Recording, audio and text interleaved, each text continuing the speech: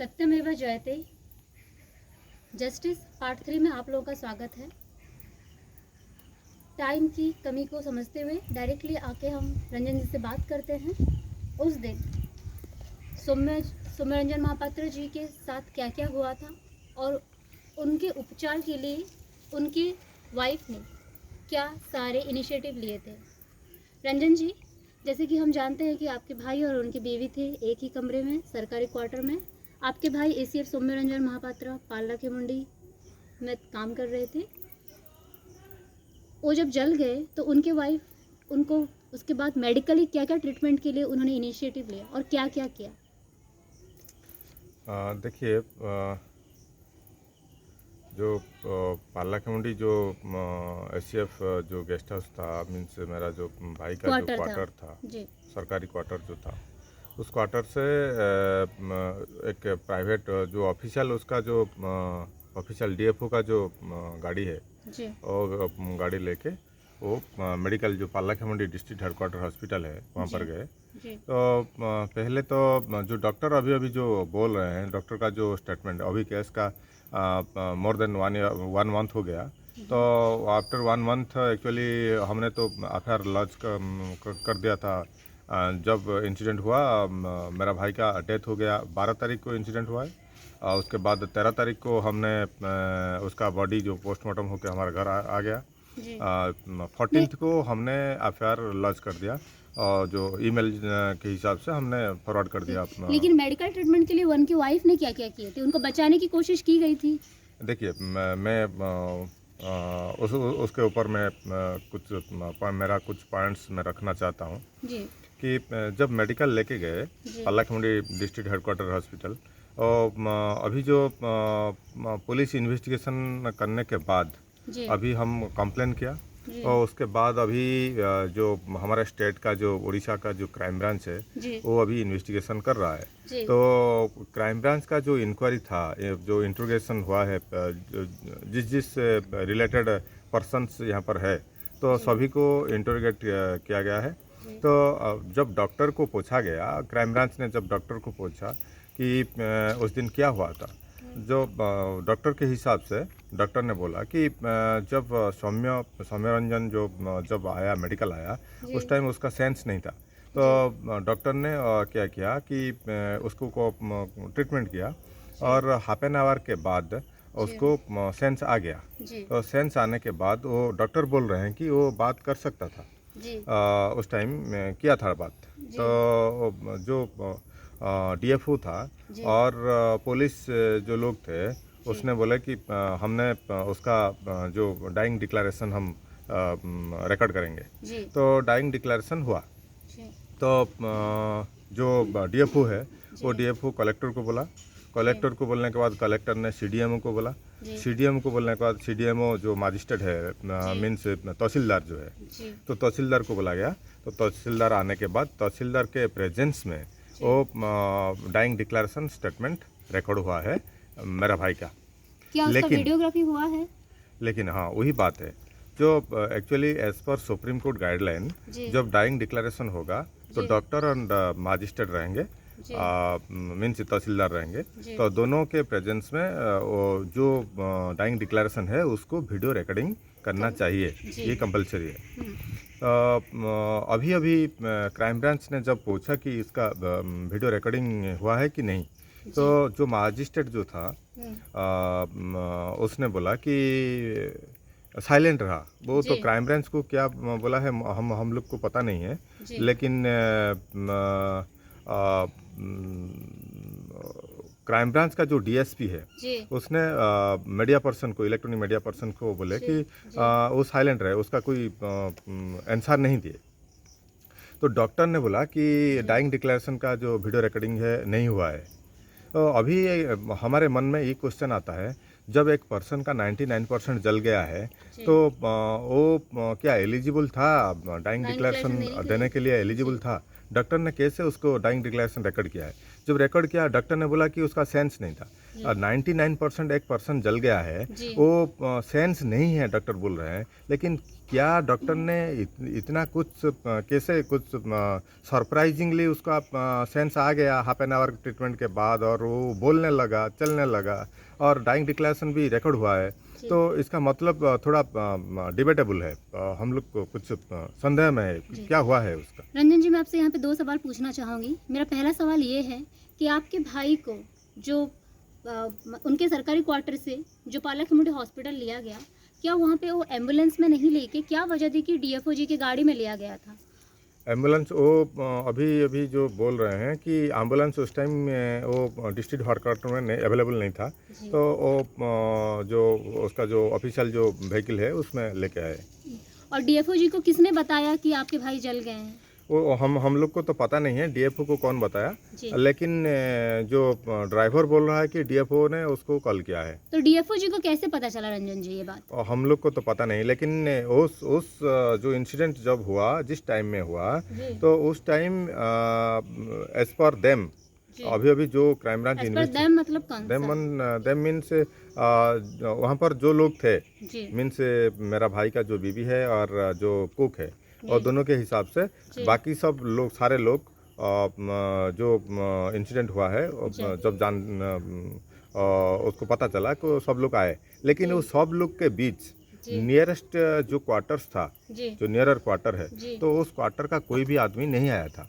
Only आए थे DFO का रिलेटेड आदमी सब आए थे, मीन्स डीएफओ आए थे, कलेक्टर आए थे, डीएफओ का जो वॉचमैन है वो आया था, डीएफओ का जो माली है वो आया था, डीएफओ का जो कुक है वो आया था, डीएफओ का जो भी उसके काम करते थे डीएफओ के अंडर में, डीएफओ का नियरली डीएफओ भी रहता था, उसका एक बड़ा क्वार्टर है, और उसका जो कर्मचारी थे, जो स्टाफ थे वो आए। लेकिन एक्चुअली क्या हुआ है, अभी हम लोग को जब गए थे वो पाला खिमुड़ी गए थे देखने के लिए, तो उस टाइम जो बाउंड्री है वो बाउंड्री लाइन था। तो लेकिन उसके बाद जब मेरा भाई उसको बीबी की लेके जब वहाँ पर रहने गया, तो डीएफओ ने कुछ दिन के बाद वो जो बाउंड्री था, उस बाउंड्री को तोड़ के मेरा भाई का ठीक क्वार्टर को सामने, क्वार्टर के सामने एक गेट लगा गया, तो उस गेट में आने जाने करते थे। यानी कि डीएफओ के बंगले और आपके भाई का जो क्वार्टर है, उन दोनों का जाने आने का रास्ता था वो छोटा सा गेट। हाँ, एक गेट बना गया है, जबरदस्त बना गया है, डीएफओ के हिसाब से बना गया है उस गेट, लेकिन वो बाउंड्री था, लेकिन उसको तोड़ के एक गेट बना गया। रंजन जी, और एक बात बताइए, जब डाइंग डिक्लेरेशन लिया जा रहा था हॉस्पिटल में, तब कौन कौन मौजूद थे यहाँ पे? डाइंग डिक्लेरेशन जब रिकॉर्डिंग हो रहा था, उस टाइम तो डॉक्टर बोल रहे हैं कि डॉक्टर थे और तहसीलदार थे, मीन्स मजिस्ट्रेट थे।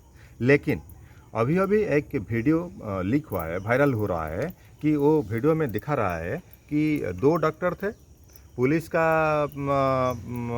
जो ऑफिशियल्स है वो थे, 4-5 पुलिस ऑफिशियल्स थे, उसके बाद डीएफओ वहाँ पर बैठे थे, सीडीएमओ थे, और कोई आदमी वहाँ पर थे।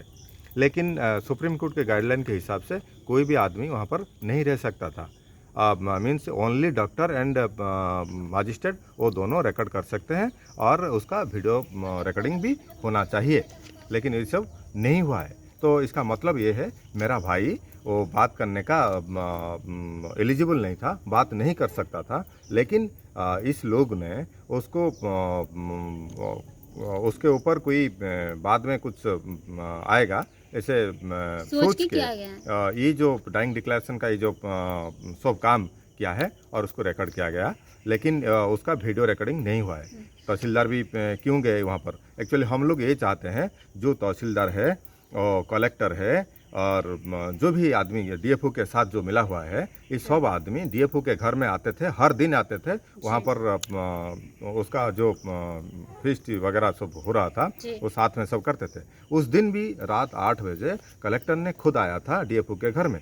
रात 9 बजे के बाद मेरा भाई का जो ये सब इंसिडेंट हुआ है, तो कलेक्टर के ऊपर भी हमारा जो डाउट है। इंसिडेंट भी कह सकते हैं या प्लान भी कह सकते हैं, अंजाम दिया गया। ये एक्चुअली इंसिडेंट नहीं है, हम लोग तो it is not confirmed, but it is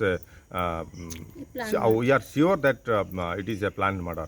And इसमें इन्वॉल्व है DFO, मेरा भाई का जो बीवी विद्या भारती पंडा, बाकी सब लोग को उसको हेल्प किया है। और एक है जो डॉक्टर ने बोला कि हम लोग को उसको ट्रीटमेंट किया, बॉडी को स्टेबलाइज किया, और उसके बाद जो नियरेस्ट मेडिकल है, जो नियरेस्ट मेडिकल उसका आता है बरहमपुर आता है, तो बरहमपुर को रेफ़र कर दिया।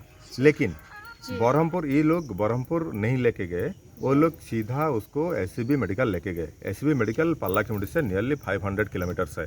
तो एक डॉक्टर बोल रहा है कि जो मेरा भाई है वो उसका बॉडी को स्टेबलाइज 2 आवर्स के लिए किया था, तो 2 आवर्स में वो बरहमपुर जो MKCG मेडिकल कॉलेज बरहमपुर में जा सकता है। उसको जितना फ्लूइड रिक्वायर था बरहमपुर के लिए उतना फ्लूइड दिया गया था।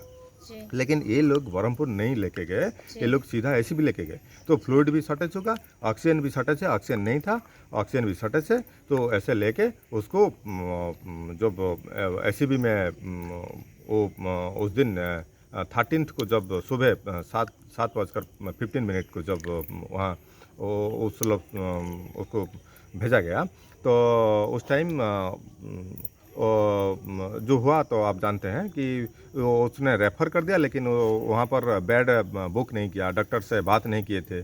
तो ये सब सोच के हम लोग को एक्चुअली कन्फ्यूज है क्या हुआ है, क्यों SCB क्यों लेके गए वो बरहमपुर। देखिए, मैं भी कुछ डॉक्टर्स मेरा भी रिलेटेड जानने वाले हैं, तो उस लोग को मैं पूछा कि SCB कैसे ले सकते हैं। तो उसने एक डॉक्टर ने बोला कि SCB तो कभी भी नहीं हो सकता है, रेफ़र डॉक्टर ने कभी रेफ़र नहीं कर सकते हैं, क्योंकि SCB बहुत दूर है, इतना ज़्यादा दूर हम पेशेंट को रेफ़र नहीं कर सकते। तो आप नियरेस्ट कोई हॉस्पिटल को रेफ़र कर सकते हैं, लाइक जो बरहमपुर जो रेफ़र किया था डॉक्टर, और एक पास में है वो भाईजाक हॉस्पिटल है, वो सबसे अच्छा हॉस्पिटल है विशाखापट्टनम में। उस मेडिकल को लेते तो 3 से नियरली 2.5 और 3 आवर्स में वो वहाँ पर पहुँच जाते, और जो बेटर ट्रीटमेंट वो मेरा भाई को मिल सकता था। और मेरा भाई हम लोग सोच रहे हैं कि मेरा भाई ठीक हो सकता था। लेकिन ये जो अथॉरिटीज़ है जो इन्वॉल्व है इस घटना में, जो भी लोग इन्वॉल्व है, उस सब लोग, जो DFO है, जो कलेक्टर है, जो CDMO है, जो डॉक्टर है, जो मजिस्ट्रेट के चार्ज में जो थे, तहसीलदार जो है, मेरा भाई का बीबी है, और एक पुलिस OIC वो ममता पंडा वो है, वो पालाखेमुंडी। देखिए, पालाखेमुंडी में जो मेरा भाई का क्वार्टर है वो हॉस्पिटल से ओनली 2 किलोमीटर के पास है। अच्छा। लेकिन वो जो ममता पंडा जो OIC है और एक थाना में है, वो एक पुलिस स्टेशन में है, उस पुलिस स्टेशन का नाम है Gurandi police station. Gurandi police station Paralakhemundi से 24 किलोमीटर से। अच्छा। लेकिन वो आके पहुंच गया। तो आप सोचिए ये क्यों वो आके पहुंच गया। को पालाखेमुंडी में कोई डॉक्टर जो कोई पुलिस वाला नहीं था क्या? वहाँ पर तो एक IIC था, वहाँ पर तो अदर पुलिस स्टाफ थे। वो एक डिस्ट्रिक्ट हेडक्वार्टर पुलिस स्टेशन है, टाउन पुलिस स्टेशन है, वो वहाँ क्यों, क्या रिक्वायरमेंट क्या था? लेकिन पहले जो SP है, जो पालाखेमुंडी का जो गजपति डिस्ट्रिक्ट का जो SP है, वो SP तपन पटनायक, वो बोल रहे थे कि वो जो ममता पंडा, उसको कोई भी ऑफिशियल वर्क नहीं दिया गया था उस दिन। लेकिन वो क्यों यहाँ पर आई थी उसका हम लोग नहीं जानते थे। लेकिन जो मेरा भाई का जो बीबी है, वो बीबी का जो माताजी है, उस माताजी उसको फ़ोन की थी। किसको? वो ममता पंडा को, पुलिस को। वो मेरा जो बेटी है, वो एक इंसिडेंट वहाँ पर हो गया, तो तुम जाके उसको कंट्रोल करो, उसको कवरअप करो, उसको आके छोड़ दो यहाँ पर। तो उसने वो कटक लेके गए, इसीलिए कटक लेके गए। जो मेरा भाई का जो बीबी है विद्या भारती पंडा, वो बीबी का जो फादर एंड मदर है वो कप्तीपदा है, उसका घर है। तो कप्तीपदा से वो कटक गए थे, और ये कटक SCB मेडिकल को मेरा भाई को लेके आए। तो मेरा भाई तो नहीं पहुंच पाया, वो ठीक है, लेकिन उसका बेटी तो पहुंच गया ना उसके पास, तो वो बेटी को लेके वो चले गए। जी, मैं यहाँ पे और एक सवाल पूछना चाहूँगी रंजन जी। जैसे कि आप बता रहे थे कि DFO जी का यहाँ पे इन्वॉल्वमेंट है, तो क्या वजह थी कि जब डाइंग डिक्लेरेशन ले रहे थे सौम्य जी का, वो वहाँ पे मौजूद थे? क्या ये यहाँ पे एक संदेह एक संदेह नहीं ला रहा है कि वो मैनिपुलेट करने की कोशिश कर रहे थे? हाँ, यही तो बात है। डीएफओ के हिसाब से ये सब काम हुआ है, क्योंकि डीएफओ एक डिविजनल फॉरेस्ट ऑफिसर है, वो वहाँ का अथॉरिटी है, तो उसके साथ पुलिस भी मिला हुआ है और उसके साथ जो कलेक्टर वो भी है। कलेक्टर उसका फ्रेंड है। वो डीएफओ ने खुद बोला है, इलेक्ट्रॉनिक मीडिया में खुद बोला है कि कलेक्टर उसका सबसे अच्छा फ्रेंड है, तो कलेक्टर उसको सेव कर रहा है, तो इसीलिए वो डीएफओ किसी की बात नहीं सुनता है। और एक बात मैं आपको यहाँ पे पूछना चाहूँगी कि जैसे कि आपको जैसे जानकारी दी गई कि 9/30 को ये हादसा हुआ है या जो भी है, या प्लान मर्डर जो भी आपके हिसाब से है, आपके भाई के साथ हुआ है और 12:30 तक वहाँ उनको वहीं पे वो पालक हिमुंडी हॉस्पिटल में रखा गया। तो आपका क्या कहना है इसके ऊपर कि आपके भाई को एक्चुअल में प्रैक्टिकली बचाने की कोशिश नहीं की गई, बल्कि उनको जानबूझ के मौत की ओर ढकेल दिया गया? देखिए, वो पालक हिमुंडी हॉस्पिटल उसके हिसाब से हम लोग सोच रहे हैं कि 9:30 से 12:30 तक पालक हिमुंडी हॉस्पिटल में मेरा भाई को रखा गया, वहाँ पर ट्रीटमेंट करा गया। तो कुछ ट्रीटमेंट नहीं हुआ है। मेरा भाई ऐसे पड़ा था वहाँ पर, उसका डाइंग डिक्लेरेशन ओनली रिकॉर्ड हुआ है। रिकॉर्ड होने के बाद डाइंग डिक्लेरेशन उसको एसीबी भेज दिया गया। एसीबी वो जानते थे कि डाइंग डिक्लेरेशन हो गया means we have no issues, nobody will ask them, so it is clear and finally मेरा भाई चला गया। दोस्तों, मैं आपको यहाँ पे ये बताना चाहूँगी कि आज के ज़माने में हर किसी के पास एक स्मार्टफोन है, एक कैमरा है, अगर चाहे तो रिकॉर्ड कर सकते थे। लेकिन सौम्या जी का जो रिकॉर्डिंग हुआ है वो कभी भी किसी कैमरा में नहीं हुआ है, जो भी हुआ है सिर्फ राइटिंग में हुआ है। और मैं आपको और एक बात बता दूँ कि जो ये डाइंग डिक्लेरेशन होता है वो नॉर्मली डाउरी केसेस में लिया जाता है, जहाँ तक मेरा नॉलेज है, and it is a weak evidence. तो इसके ऊपर रंजन जी आप क्या कहेंगे और आपको प्रशासन से क्या उम्मीद है? देखिए, हम लोग चाहते हैं इस केस का क्राइम ब्रांच अभी इन्वेस्टिगेशन कर रहा है। हम लोग पहले तो पुलिस इन्वेस्टिगेशन कर रहा था, लेकिन पुलिस के साथ तो आप जानते हैं कि फॉरेस्ट डिपार्टमेंट मिला हुआ है, तो इसीलिए उसका जो इन्वेस्टिगेशन ठीक प्रॉपर डायरेक्शन में नहीं गया। तो जब हम लोग प्रेशर के गवर्नमेंट के ऊपर प्रेशर के, तो अभी क्राइम ब्रांच इन्वेस्टिगेशन कर रहा है। हम लोग भी सोच रहे हैं कि क्राइम ब्रांच इन्वेस्टिगेशन ठीक ठाक हो रहा है, लेकिन हम रिजल्ट जब हमको मिलेगा, जो एक्चुअली इस केस में इन्वॉल्व है, जो भी मेरा भाई को जो भी जलाया है, जो उसका नेग्लिजेंसी, जिस अथॉरिटी ने उसके बचाने के लिए कोशिश नहीं किया, नेग्लिजेंसी उनके ड्यूटी में जो नेग्लिजेंसी किया गया है, तो उस सभी लोगों को हम लोग चाहते हैं कि उसको सज़ा मिले और मेरा भाई का जो उसको न्याय मिले। और हम लोग यही चाहते हैं, क्योंकि उड़ीसा में बहुत सारे इसी टाइप का बहुत सारे केस हो रहा है, और उसका कोई भी जो भी है क्राइम जो करता है वो आज़ादी से बोल रहा है। लेकिन हम लोग तो आप जानते हैं कि मोर देन 1 मंथ हो गया, तो हम लोग को कैसे रहे हैं, हम लोग का क्या मानसिक स्थिति क्या है, तो आप तो पता है। तो इसीलिए हम सभी लोगों के हिसाब से सभी को हम रिक्वेस्ट कर रहे हैं कि इस मैटर को सीबीआई का इन्वेस्टिगेशन होने के लिए मजबूर कीजिए, और जो जितना भी केस हो रहा है सब इसी टाइप का जो भी केस हो रहा है, तो उस क्राइम को रोकने के लिए और दोषी को पनिशमेंट मिलने के लिए, हम लोग को जस्टिस मिलने के लिए, मेरा भाई का आत्मा को जस्टिस मिलने के लिए ये चाहिए। Thank you. रंजन जी, एक आखिरी सवाल, क्या पुलिस की इंक्वायरी से आप संतुष्ट नहीं थे? कभी क्राइम ब्रांच को बुलाया गया, क्या आप अभी क्राइम ब्रांच की इंक्वायरी से संतुष्ट हैं, या आप चाहते हैं कि सीबीआई आके इस पर इंक्वायरी करनी चाहिए? क्योंकि यहाँ पे बहुत ही हायर ऑफिसर्स इन्वॉल्व हैं, अथॉरिटी इन्वॉल्व है, तो आप क्या कहना चाहेंगे? देखिए, हम लोग तो सीबीआई के ऊपर हम कॉन्फिडेंट है कि इन्वेस्टिगेशन प्रॉपर डायरेक्शन में चल रहा है, लेकिन हाँ, क्राइम ब्रांच के ऊपर हमारा है बिलीव है। लेकिन प्रॉब्लम यही है कि इस केस में बहुत ही सारे बड़े officers, higher authorities like suppose हम लोग कह सकते हैं DFO, district forest divisional forest officer, वो एक बहुत बड़ा पोस्ट है। उसके बाद कलेक्टर है, उसके बाद सीडीएमओ है, उसके बाद तहसीलदार है, उसके बाद ओआईसी है जो ममता पंडा है। तो इसीलिए इतना ज़्यादा लोग है, अथॉरिटीज़ है, हायर ऑफिशियल्स है, क्लास 1 ऑफिसर्स है। तो इसीलिए हम लोग सोच रहे हैं कि there is a possibility that में भी प्रॉपर इन्वेस्टिगेशन नहीं हो सकता है, दबा दिया जाए। हाँ, या फिर उसको प्रेशर आ जाएगा, उसके ऊपर प्रेशर आ जाएगा जी, एविडेंसेस को मैनिपुलेट करने के लिए। तो इसीलिए हम लोग चाहते हैं प्रॉपर इन्वेस्टिगेशन होने दीजिए, और प्रॉपर इन्वेस्टिगेशन के लिए जो भी इन्वॉल्व्ड पर्सन्स अथॉरिटीज़ है इस केस के related, like DFO, like YC ममता पंडा, उसको सस्पेंड किया जाए, उसको वहाँ से कोई बाहर कोई जगह ट्रांसफ़र कर दिया जाए, उसके बाद इन्वेस्टिगेशन को प्रॉपरली किया जाए, नहीं तो उसको CBI को हैंडओवर कर दिया जाए। बहुत बहुत धन्यवाद रंजन जी।